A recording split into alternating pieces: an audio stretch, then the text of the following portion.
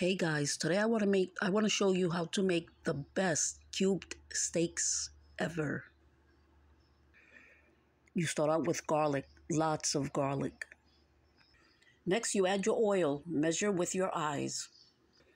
Next you add your vinegar, mix and taste to see if it's tart enough for you. The flavor's in the vinegar. Now you add your seasoned cubed steak. I added adobo, garlic powder, onion powder, and that's about it. Now I cover on medium heat. I let it cook for about 2 hours, and I shall return with the finished product. I also add onions and peppers, but that's at the end because I like a little crunch to mine. And if you add them now, 2 hours, they'll be very mushy.